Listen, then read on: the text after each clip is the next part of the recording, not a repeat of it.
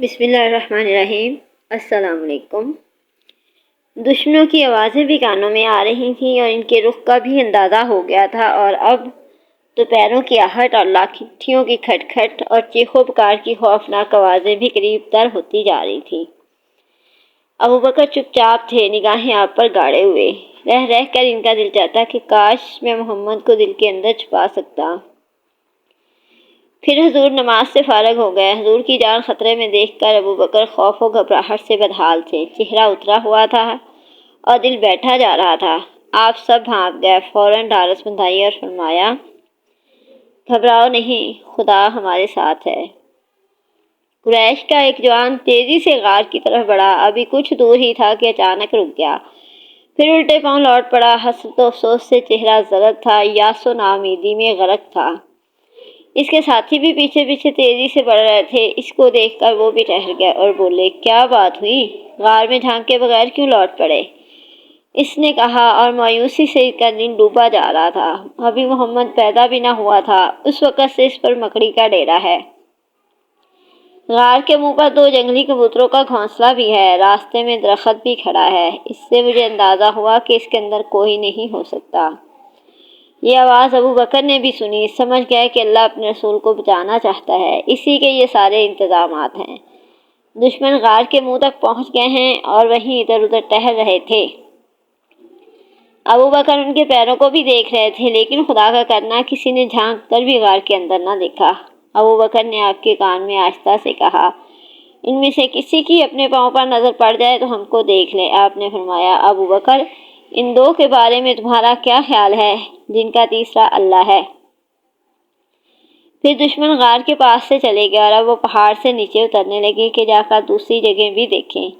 اتنی دوڑ دھوپ اور تلاش و جستجو کے باوجود ناکامی ہوئی، پھر بھی ان کے حوصلے ویسے ہی بلند رہے اور ویسے ہی دوڑ دھوپ میں لگے رہے، کیونکہ قریش نے اعلان کیا تھا کہ جو محمد کو پکڑ کر لائے گا 100 اونٹ انعام پائے گا۔ ہر ایک چاہتا تھا کہ یہ 100 اونٹ اسی کو ملے۔ اسی لالچ کے پیچھے دیوانے تھے۔ کیسی تھکان اور کیسی زحمت، سب اس سے بیگانہ تھے۔ پیارے نبی اور حضرت ابوبکر 3 دن اسی غار میں ٹھہرے رہے۔ ابوبکر کے بیٹے عبداللہ دن بھر پتہ لگاتے کہ قریش کیا منصوبے بنا رہے ہیں، پھر جو کچھ خبر ملتی رات کو آ کر سنا جاتے۔ ساتھ میں ان کی بہن اسما بھی ہوتی، یہ گھر سے کھانا پکا کر لاتی۔ کچھ رات گئے ابوبکر کا غلام عامر بن فہیرہ بکریاں چرا کر لے آتا، پھر آپ اور حضرت ابوبکر ان کا دودھ پی لیتے، پھر تینوں مکہ واپس چلے جاتے۔ عبداللہ اور ان کی بہن آگے آگے ہوتی اور عامر بن فہیرہ اور اس کی بکریاں پیچھے پیچھے، تاکہ ان دونوں کے پیروں کے نشانات مٹتے جائیں۔ اسی طرح 3 دن گزر گئے۔ پیارے نبی اور ابوبکر کی تلاش اب رک گئی، اور جو لوگ آپ کو ڈھونڈنے نکلے تھے وہ مایوس ہو کر گھروں کو لوٹ آئے، کیونکہ انہوں نے سوچا کہ اب تو سفر کا بیشتر حصہ طے ہو چکا ہوگا اور اب تو محمد نہ جانے کہاں پہنچ گیا ہوگا، لہٰذا اب پیچھا کرنا فضول ہے۔ عبداللہ روزانہ پیارے نبی اور پیارے باپ کو قریش کی ساری خبریں سنایا کرتے، قریش کی مایوسی کا بھی حال سنایا۔ ابوبکر نے سنا تو عبداللہ سے کہا، میں نے جو 2 اونٹنیاں تیار کی ہیں انہیں لیتے آنا، لیکن دیکھو کسی کو پتہ نہ چلے، ساتھ میں عبداللہ بن اریقت کو بھی بلا لانا۔ یہ ایک کافر تھا، مگر حضرت ابوبکر کو اس پر اعتماد تھا، اس لیے انہوں نے اسے اجرت پر طے کر لیا تھا کہ کسی غیر آباد راستے سے وہ مدینہ پہنچا دے۔ شام ہوتے ہی عبداللہ غار ثور کے لیے روانہ ہو گئے، ساتھ میں ان کی بہن اسما اور عامر بن فہیرہ بھی تھے، پیچھے پیچھے عبداللہ بن اریقت بھی تھا، جو حضرت ابوبکر کی 2 اونٹنیاں اور اپنی 1 اونٹنی لے کر آ رہا تھا۔ کچھ دیر میں یہ لوگ اونٹنیوں کے ساتھ غار پر آ پہنچے۔ دونوں میں جو زیادہ اچھی تھی اسے ابوبکر نے آپ کو پیش کیا اور عرض کیا، اللہ کے رسول اس پر سواری فرمائیے۔ محسن عالم کو کسی کا احسان لینا کب گوارا تھا، فرمایا، میں دوسرے کی اونٹنی پر نہیں بیٹھتا۔ حضرت ابوبکر نے عرض کیا، یہ آپ کی ہے، اللہ کے رسول، میرے ماں باپ آپ پر فدا ہوں۔ آپ نے فرمایا، نہیں، جتنے میں خریدا ہے اتنی ہی قیمت پر۔ ابوبکر کو مجبوراً تیار ہونا پڑا۔ حضرت اسما نے سفر کا سامان کیا، گھر سے وہ ایک ناشتہ دان میں کھانا اور پانی سے بھرا ہوا ایک مشکیزہ لائی تھی۔ ان دونوں کو اونٹنی پر رکھنا تھا، مگر باندھنے کے لیے کوئی بندھن نہ تھا، اس لیے پریشان ہوئیں کہ کیا کریں۔ پھر ایک ترکیب سمجھ میں آ گئی۔ نطاق کو پاڑ کر انہوں نے 2 حصے کیے، اور ایک سے ناشتہ دان اور مشکیسے کو باندھ دیا۔ یہی وجہ ہے کہ ذات الناطقین 2 رکعتوں والی کے لقب سے مشہور ہوئی۔ پھر آپ اور ابو بکر دونوں اونٹنی پر سوار ہوئے۔ عبداللہ بن اریکت لیسی بھی اپنی اونٹنی پر بیٹھ گیا۔ ابو بکر نے پیچھے غلام کو بٹھا لیا کہ راستے میں کوئی ضرورت پیش آئے تو زحمت نہ ہو۔ پھر یہ قافلہ عبداللہ بن اریکت کی رہنمائی میں روانہ ہو گیا۔ ساحلی راستے سے ہوتا ہوا چلا جو بالکل سنسان اور غیر آباد تھا۔ قریش کی حسرتوں کا خون ہو گیا، دل کے ارمان دل میں ہی رہ گئے۔ اس کا ان کو سخت صدمہ ہوا۔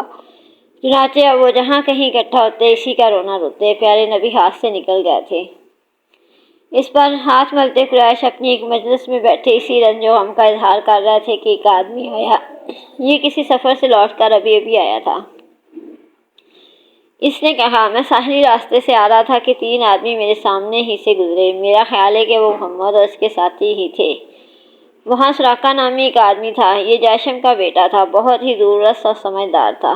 یہ بات سنی تو سمجھ گیا کہ اس آدمی کا اندازہ بالکل صحیح ہے، لیکن اس کی تمنا تھی کہ محمد کو پکڑنے کا فخر مجھ کو حاصل ہو اور انعام کے 100 اونٹ بھی میرے ہی دروازے پر بندھے۔ چنانچہ اس نے لوگوں کو بہکانے کے لیے فوراً تردید کی، بولا، نہیں جی، اب وہ یہاں کہاں بیٹھے؟ ابھی کچھ آدمی میرے سامنے ہی تو اس طرف گئے ہیں، میں تو ان سے اچھی طرح واقف ہوں۔ سب کو سراقہ کی بات صحیح معلوم ہوئی اور کسی نے اس آدمی کی طرف دھیان نہ دیا۔ اس کے بعد سراقہ کچھ دیر تو وہاں بیٹھا رہا، پھر اٹھا اور گھر کی طرف روانہ ہو گیا۔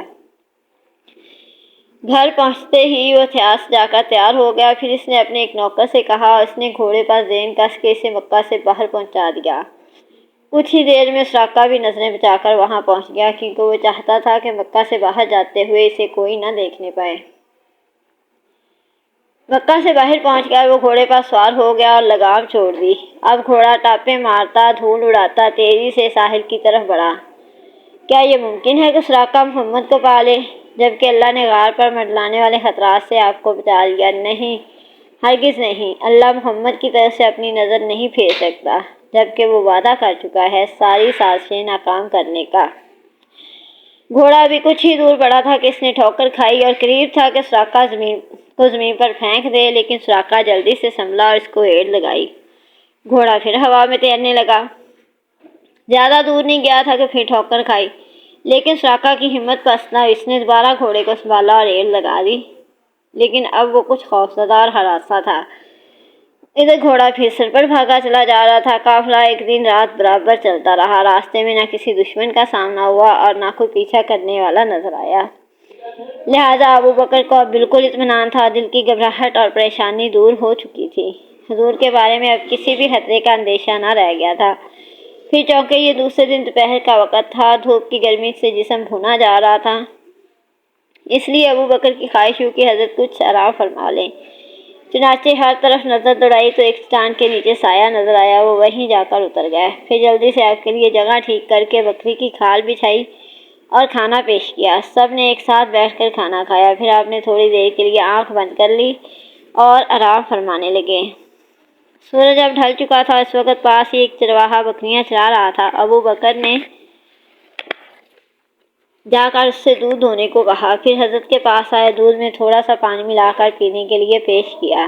آپ نے پی کر فرمایا، کیا ابھی چلنے کا وقت نہیں ہوا؟ پھر آپ وہاں سے روانہ ہونے لگے۔ چنانچہ ابو بکر کی نظر جنوب کی طرف پڑی۔ دیکھا تو ایک سوار بہت تیزی سے لپکا چلا آ رہا تھا۔ ابو بکر کا دل دھک دھک کرنے لگا۔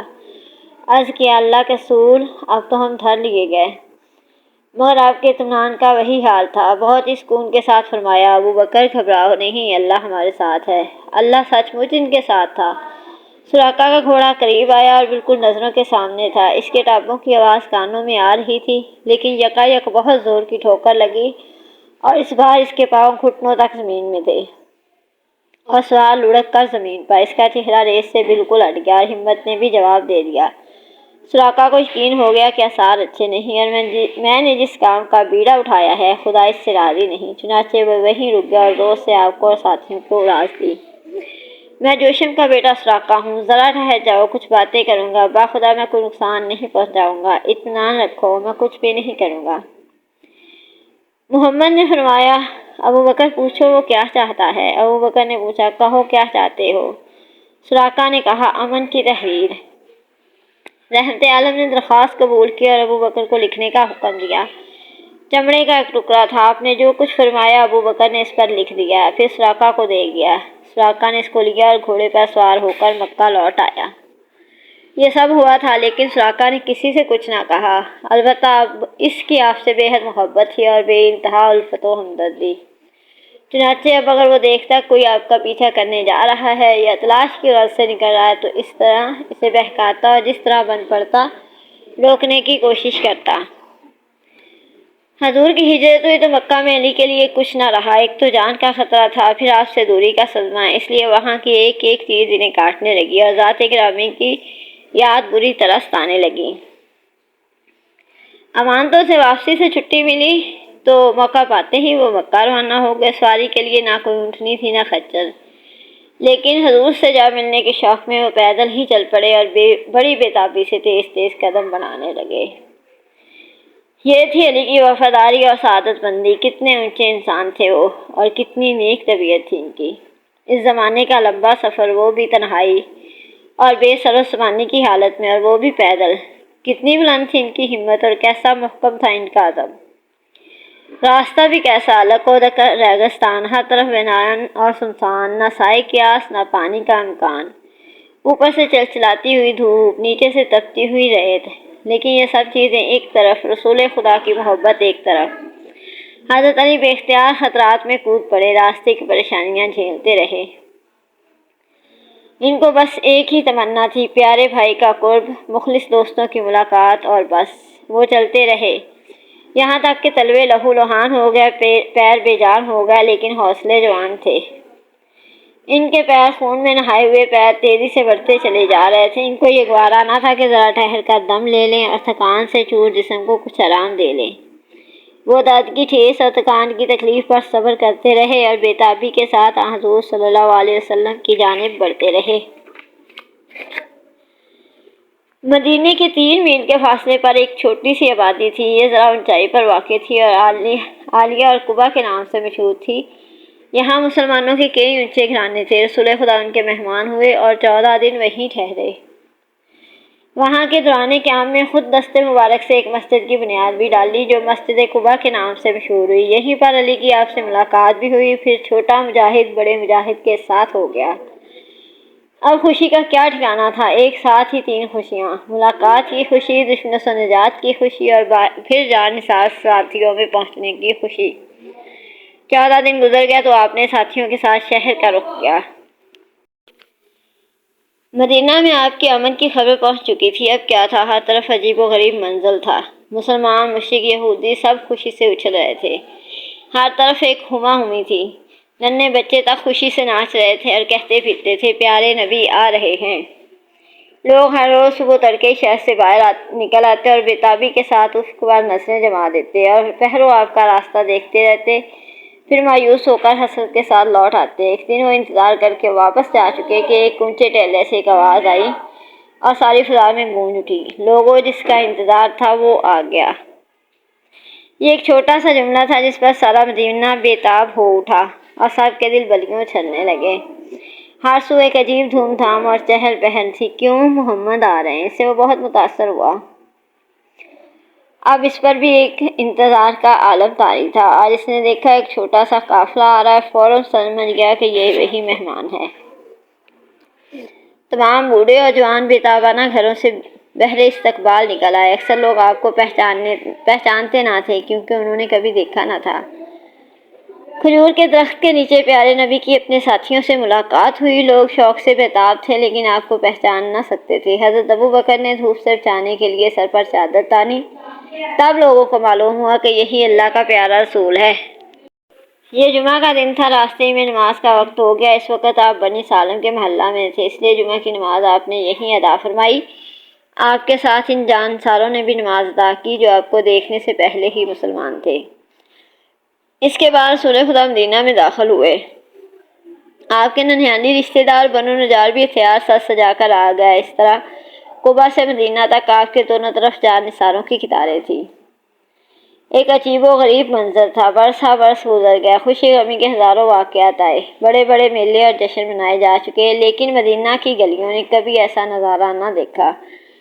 مدینہ کے ہر خاندان کی تمنا تھی کہ رسول خدا کو اپنا مہمان بنائے۔ ہر قبیلہ سامنے آ کر عرض کرتا، اللہ کے رسول آپ ہمارے یہاں ٹھہریں، دیکھیے یہ گھر ہے، یہ مال ہے اور یہ جان ہے۔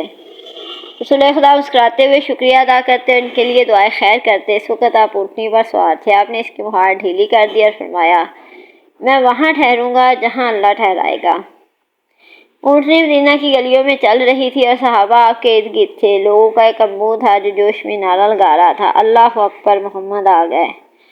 ننھے لڑکے اور معصوم بچیاں دف بجا رہی تھیں اور خوشی میں گا رہی تھیں، طلع البدر علینا من ثنیات الوداع، 14ویں کا چاند ہمارے سامنے نکل آیا وداع کی گھاٹیوں سے۔